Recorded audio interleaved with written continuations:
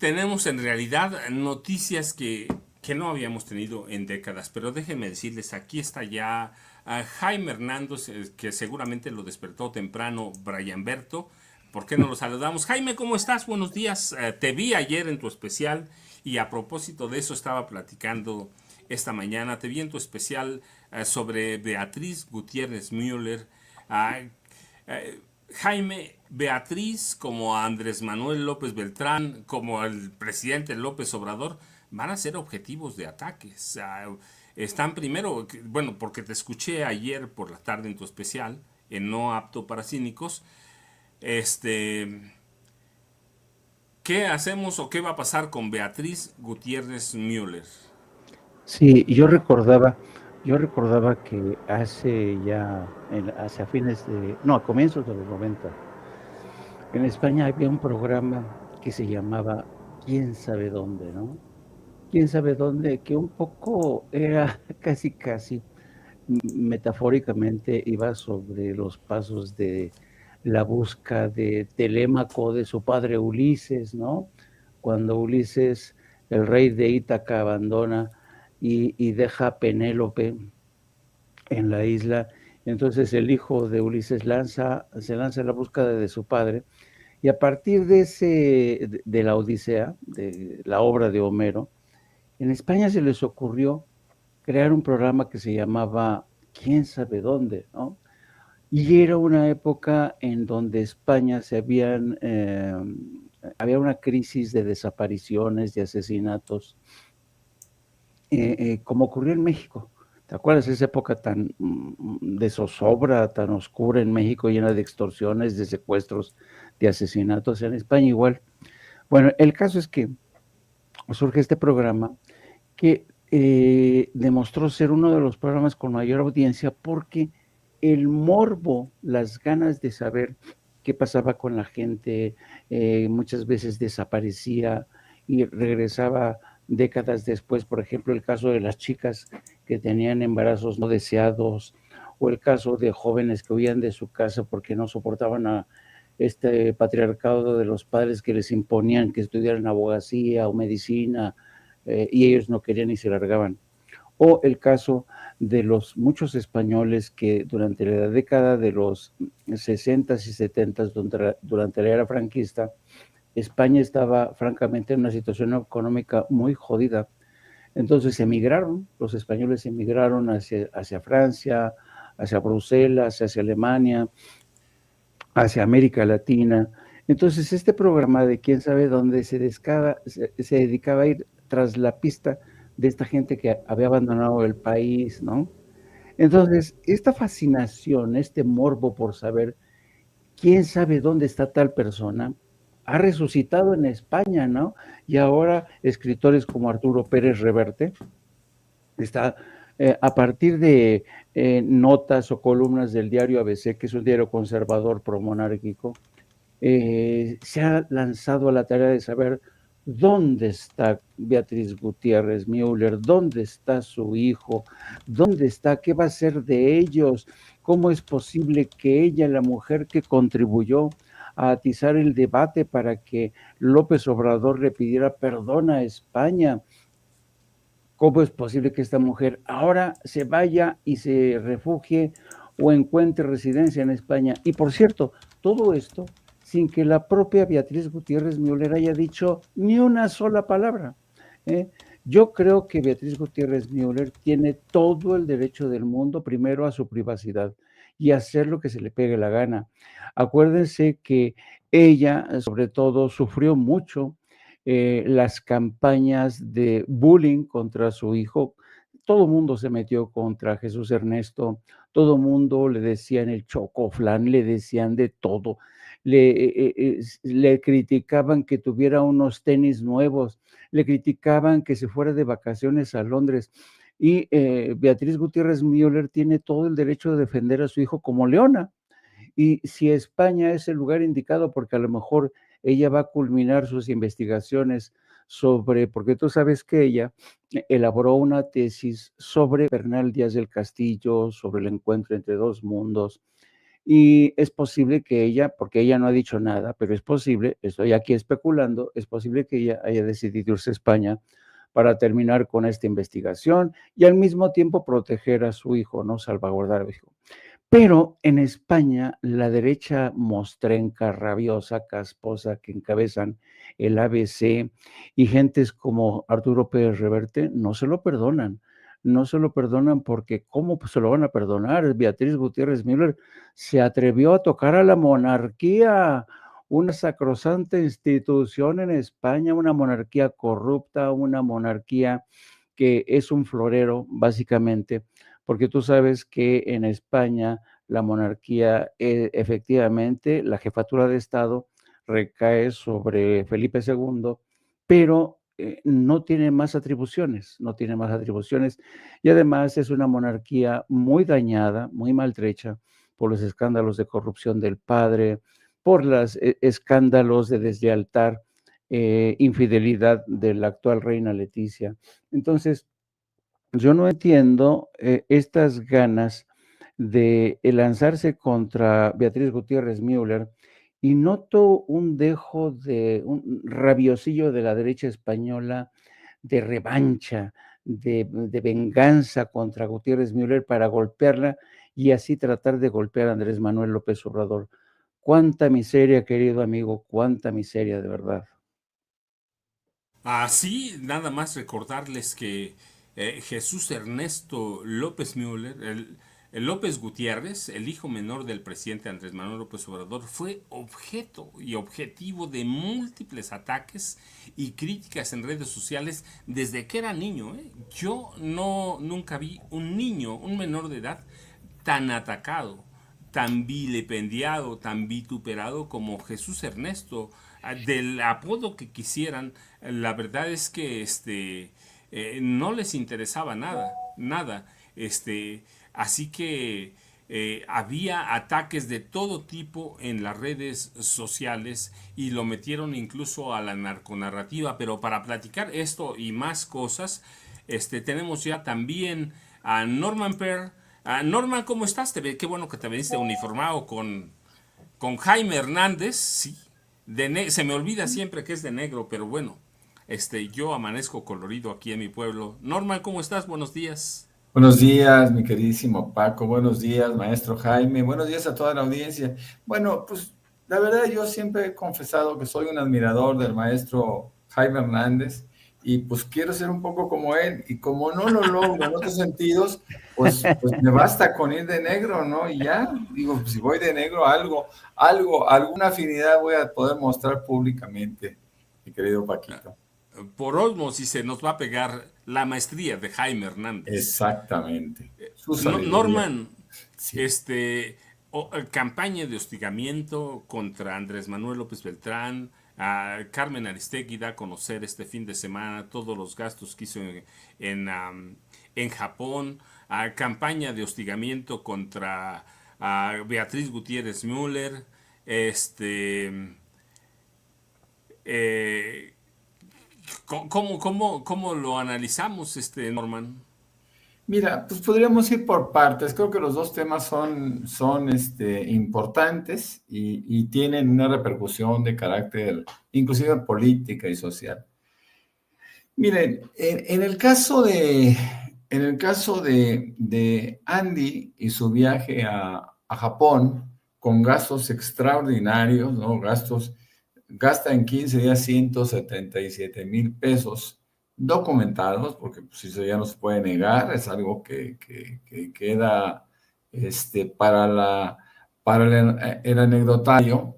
Y bueno, hay gente que pretende mostrar una posición de sencillez, de austeridad, de una condición de respeto hacia un movimiento como el que vivimos en México y donde tanto el expresidente López Obrador como la presidenta Claudia Sheinbaum han sugerido que se viva bajo una condición que sea homologada con el pueblo. Es decir, porque si nosotros venimos de movimientos en donde había una terrible desigualdad, pues no se puede, a partir de ahora, no se puede estar actuando con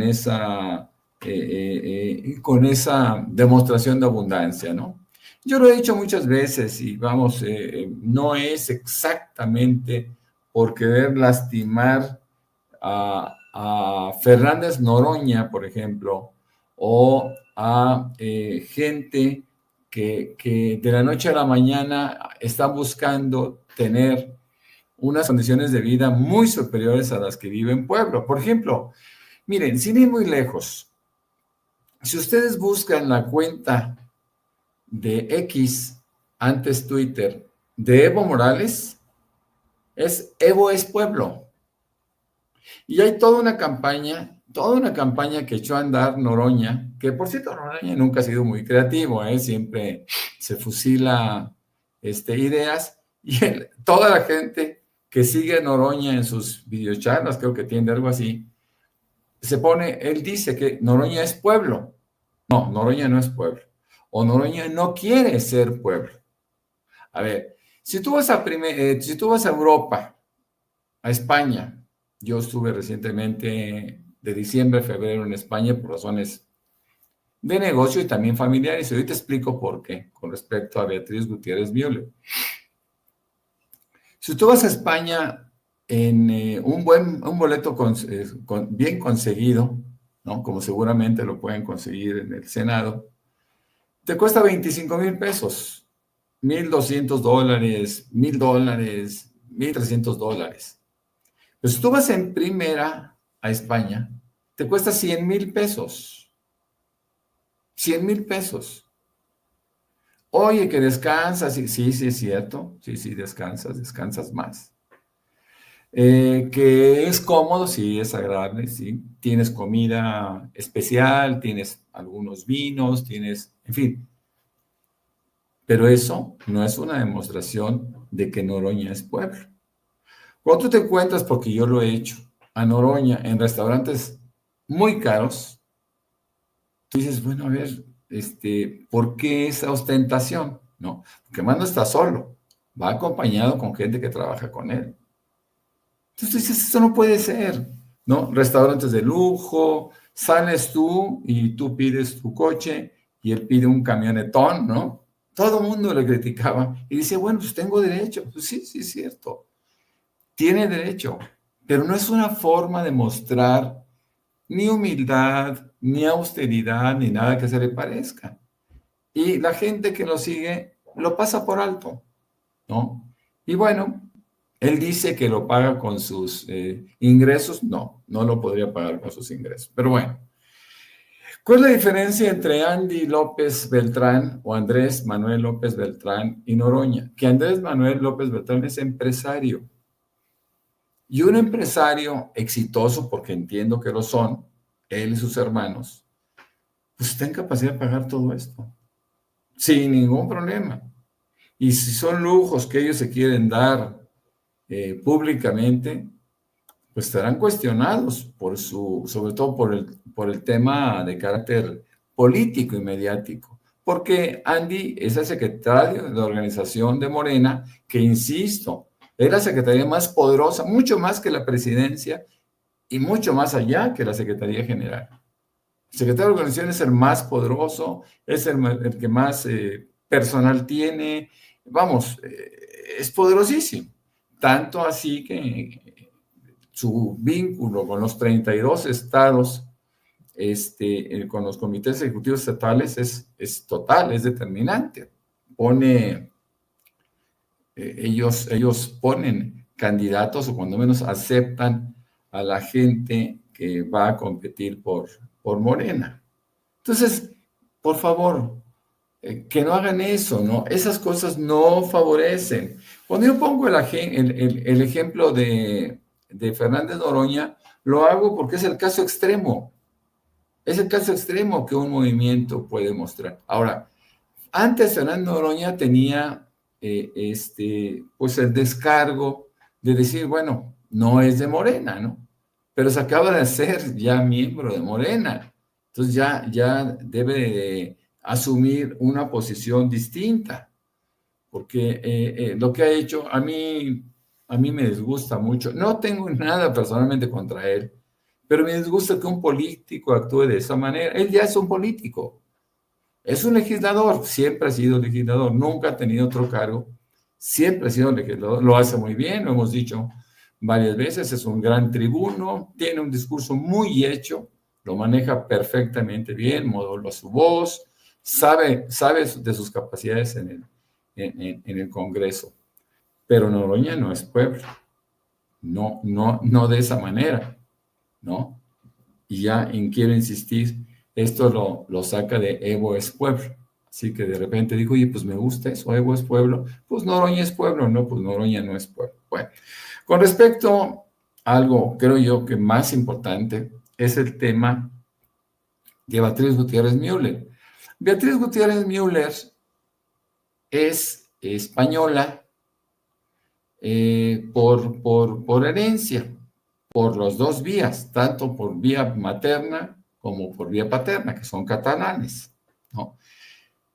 Ella acude a la ley de memoria histórica y obviamente va y invoca su derecho a obtener la ciudadanía española o el pasaporte español o el pasaporte español, que por cierto termina por ser comunitario, y esto es importantísimo porque le da la posibilidad de vivir, de hacer negocios, de trabajar, etcétera, etcétera, en toda la Unión Europea. Pero el cuestionamiento que se hace de ella, a mí me parece muy burdo. A ver, una buena cantidad de los españoles, por no decir que el 50% de los españoles son republicanos, no son monárquicos, y cuestionan la existencia de una monarquía, de vividores. Y en esa circunstancia, ella, al igual que ese 50% de españoles, pues cuestiona el hecho de que la monarquía no haya sido capaz de ofrecer, como tantas monarquías en el mundo, monarquías imperialistas, es decir, que conquistaron países que antes fueron imperios, y que fueron capaces, como debieron haber sido en este caso España, fueron capaces de pedir perdón, de pedir disculpas por los daños, por los saqueos y por todo aquello que hicieran de países que alguna vez fueran conquistados y que con el tiempo se independizaran. Pero Beatriz Gutiérrez Müller tiene derecho al pasaporte español, entiendo que ya lo tiene, no lo sé, porque el trámite es como de un año, año y medio. Se va a la embajada, y lo digo porque mi esposa tiene pasaporte español, mis hijos y mis nietos. ¿Y por qué? Pues por razones de conveniencia, de conveniencia que debe tener o que puede tener una persona cuando tiene ese tipo de facilidades, ¿no? Entonces se hace el trámite, se mete toda la documentación donde se demuestra que hay consanguinidad con un español y se aplica la ley de memoria histórica de la gente que salió de España justamente en la época de la Guerra Civil, y todos sus descendientes tienen derecho, hasta bisnietos, tienen derecho a alcanzar la ciudadanía española. Pero eso no significa que se deba ser monárquico, porque insisto, el 50% de la población española, por lo menos, es republicana. Y todos los republicanos en España, al igual que el expresidente López Obrador y Beatriz Gutiérrez Müller, invocaron la necesidad de que la monarquía, de que el rey español pidiera perdón, como se debe de hacer. Eso no estaba fuera de lugar, eso formaba parte de una obligación de carácter moral, ¿no? Que era un tema simbólico, que era un tema intrascendente en términos de relaciones actuales, pues sí lo era, pero tiene un sentido. Y ese sentido nacionalista, vale la pena. Entonces, el hecho de que viva Beatriz Gutiérrez Müller en España, porque su hijo va a estudiar en una universidad pública, va a estudiar Derecho, según entiendo, que es la Complutense, la Universidad Complutense de Madrid, pues, donde se estudian generalmente carreras de carácter humanista. Él va a estudiar Derecho, y ella, pues evidentemente la quiero acompañar, es su único hijo, y ella tiene trabajos de carácter literario en España, y no está por demás que lo haga y que viva en España. Le corresponde, más aún si ya recibió dentro de ese proceso de nacionalización o, bueno, de obtención del pasaporte español, si ya está en el proceso donde ya recibió el acta, porque ella tiene que hacer una serie de documentaciones, de entregar una serie de documentos, tanto de ella como de su hijo, y los lleva a la embajada española, al consulado español, que está en Polanco, por cierto, entrega la documentación y ahí mismo, cuando se la reciben, en un tiempo, le dan una especie de certificación que le llaman acta. Y ya con eso prácticamente ella es española. Ya después espera una serie de trámites que pueden hacer aquí o los puede seguir haciendo en España. Entonces, esta versión de la derecha, ¿no? De la derecha rampante, queriendo contrapuntear al gobierno de México, a dañar a la memoria del expresidente López Obrador, pues se van a quedar muy cortos. No hay ninguna posibilidad de que ella, en primer lugar, no ejerza su derecho a obtener el pasaporte español. Tampoco pueden impedir que ella vive en España. Ahora, ya le están situando en un barrio que es muy caro, pero lo hace Salvador García Soto. Claro, haciendo eco de diarios de la ultraderecha española, y ahora lo sitúan en un exclusivo barrio de La Moraleja. El barrio de La Moraleja es ciertamente de los barrios caros de Madrid, pero tiene muchas alternativas, desde casas monumentales hasta departamentos, ¿no? Entonces, bueno, yo creo que cada quien tiene derecho de ejercer. Ella no es funcionaria pública, tiene el derecho de ejercer o de utilizar sus recursos de la manera más objetiva posible, más aún si esto implica tranquilidad, ¿no? Yo no sé, seguramente esto obedece a que su hijo, que ha sido, y tú lo decías, maestro Paco, ha sido afectado, vilipendiado de una manera terrorífica en México, y bueno, también puede ser un descanso, ¿no? Una especie, un remanso de paz para un jovencito de apenas 18 años y su madre, que pues ha estado entregada en cuerpo y alma a su familia, ¿no? A su hijo. Esto a mí me hace pensar que si en México son capaces de repetir este discurso terrible, pues se van a quedar simplemente con el recuerdo de haber hecho su mejor esfuerzo, en este caso Salvador García Soto, por lastimar a una familia que de por sí ya ha sido muy, muy afectada de manera injusta. Porque si en este país hemos tenido un presidente que revolucionó, no solo conciencias, que revolucionó la economía inclusive, lo vemos ahora con la salida de 13.4 millones de personas de la pobreza hasta 2024. Yo estoy absolutamente seguro que en un año más, en 2026, cuando se publique, o en 2027 que se publique el periodo el primer periodo, o los primeros 2 años de la presidenta Claudia Sheinbaum, vamos a encontrar un extraordinario decrecimiento de la pobreza en nuestro país. Así que bueno, creo que es un tema importante, es un tema interesante, que la derecha dijo, bueno, pues de aquí me agarro. Acuérdense que se quiere agarrar de cualquier cosa, ¿no? Y en este caso, pues no les va a funcionar, porque pues esa es una tontería, ¿no? Cierto, Norman, yo estoy convencido eh, eh, este, que Jesús, el hijo menor de Andrés Manuel López Obrador, y de Beatriz Gutiérrez Müller, quedarse aquí en México significaría ser sometido a ataques violentos, directos. Hay una derecha que los odia, que odia todo, que odia todo. Así que qué bueno que están fuera, pero bueno, pues es algo que tenemos que vivir. Pero vamos a cambiar a otro tema. Jaime, es un tema que tú conoces muy bien. Periodismo o ficción de Anabel Hernández. ¿Se acaba la carrera de Anabel? ¿Es ya lo último que vamos a ver? ¿O puede aguantar demandas multimillonarias? ¿Puede? No sé. La resolución de este tribunal federal allá en Baja California, en Baja California Sur, ¿cierto?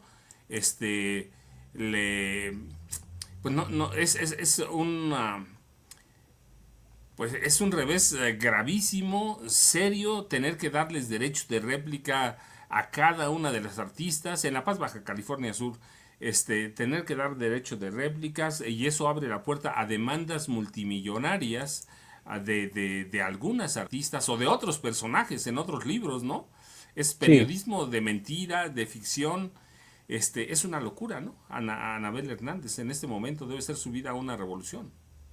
fíjate que es lamentable como una figura como Anabel Hernández, que en su momento figuró, fue una estrella en ascenso del periodista independiente, una periodista de investigación, se ha desbarrancado, porque yo creo que lo que ha ocurrido aquí es que Anabel Hernández se dejó perder por la fama, se dejó perder por los reflectores, por la atención de los medios, llegó a convertirse en el foco de atención y se olvidó de ser periodista, ¿no?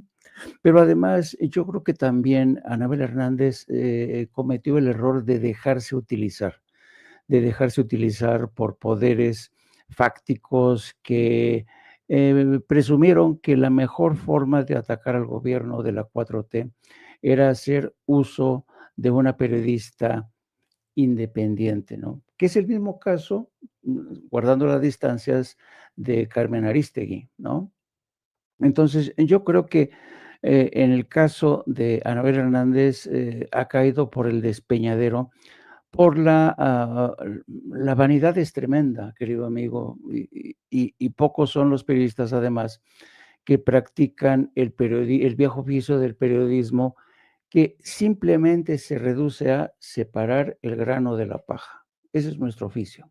El problema es que Anabel Hernández se olvidó de separar el grano de la paja y nos vendió lo que ella presentaba todos los días como pepitas de oro, descubrimientos exclusivas, testimonios exclusivos. Ella hablaba de cómo los fiscales de Estados Unidos prácticamente le pasaban toda la información, hablaba de cómo líderes de los cárteles eran sus confidentes, cómo militares le pasaban también información, como si ella misma se hubiera convertido en la interlocutora única y de excepción del crimen organizado. Y todo esto se produce en medio de un tsunami auténtico de lo que es la llamada narcoliteratura, ¿no? Un género que explotó porque había el morbo de la televisión, había el morbo de la industria cinematográfica, que le encantó a la gente, les encantaba escuchar estas historias de los narcos, del Chapo Guzmán, la leyenda, la historia de los bandidos, ¿no? Consagrada por periodistas independientes, valientes todos ellos, ¿no? ¿Cuántos periodistas yo conozco, querido amigo, que desde su refugio en Estados Unidos, en Washington, escriben obras como si estuvieran ahí, como si hubieran sido testigos de primera mano de lo que es el horror, el terror del narco, ¿no? Yo recuerdo el testimonio de la esposa de un compañero que se dedica también a escribir libros de narco. Me decía esta mujer: Jaime, tengo mucho miedo. Digo, ¿y por qué tienes miedo? Es que me lo pueden matar porque escribe de temas sobre el narco. Le digo, sí, pero tu marido vive en Estados Unidos, ¿qué le van a hacer? No anda investigando, no anda pateándose las calles, no, no tengas miedo, no te lo van a matar. Y caso verídico, no puedo decir el nombre porque van ustedes efectivamente a darse cuenta de quién es el personaje. Pero esto te da una idea de cómo el amor por el estrellato, los reflectores, este tipo de producción de libros en los que el periodista se convierte en una suerte de héroe, ¿no? Héroe de la narrativa narca, ¿no? Y es lamentable porque en este afán muchos perdieron el camino, uno, de la verdad, consignar hechos, pero no solamente consignar los hechos a partir de una sola fuente, un testimonio, no. El periodismo, y se lo estoy diciendo a un maestro del periodismo como es el maestro Paco Cruz, un cuate que me admira mucho, el maestro Francisco Cruz, me admira mucho.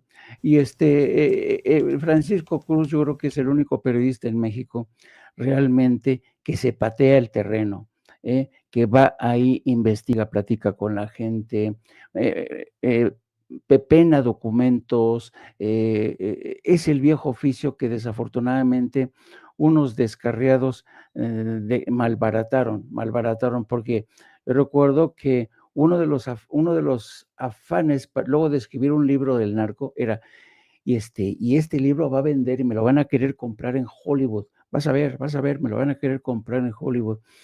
Y viven obsesionados con eso, ¿no? Entonces, yo creo que eh, Anabel Hernández se dejó deslumbrar, primero por el dinero, después por la fama y en tercer lugar por estos intereses creados que la convirtieron en su caballo de batalla para desacreditar a personajes como Andrés Manuel López Obrador, a su familia, a Claudia Sheinbaum. Yo creo que aquí aplica la vieja máxima: la subida más alta es la caída más dolorosa. No me extraña que haya caído en desgracia, pero ¿sabes qué, Paco?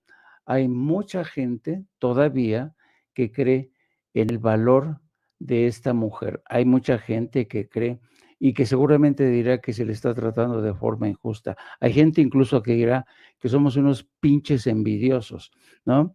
Pero lo cierto es que yo creo que el periodismo de calidad, la literatura, la buena literatura sobre el movimiento narcotraficante, tiene que pervivir porque no cabe duda que el narcotráfico ha sido parte de nuestra realidad.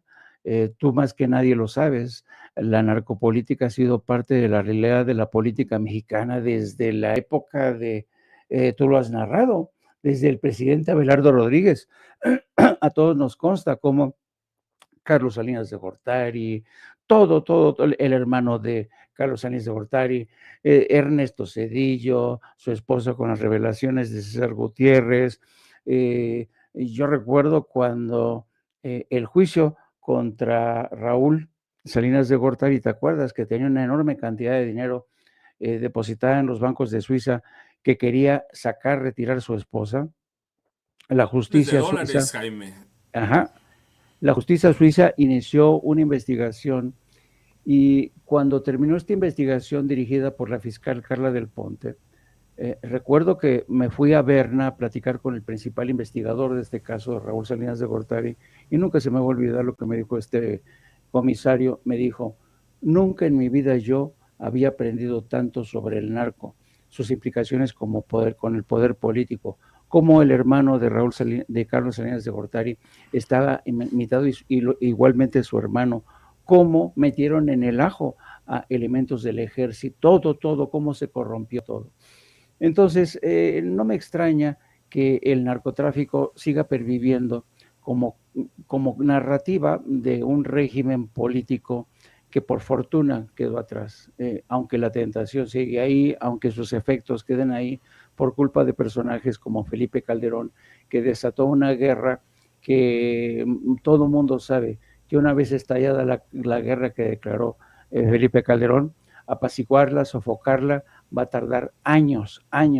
Nadie que haya visto cómo nació una guerra puede decir que esta se termina en un sexenio o en dos. No, una guerra de esta naturaleza, que es una guerra de baja intensidad, termina por lo menos 40 años o 50 años después. Así es que seguimos lidiando con estos efectos y es lamentable, pero al mismo tiempo, qué bueno que se ha desenmascarado este personaje como Anabel Hernández, que era un personaje altanero, beligerante, que atentaba no contra el presidente de México, no, atentaba contra un sistema democrático que intenta salir de un pasado ominoso, y eso de aliarse con poderes fácticos para atacar a un régimen que por primera vez nos está permitiendo ver la luz al final del túnel.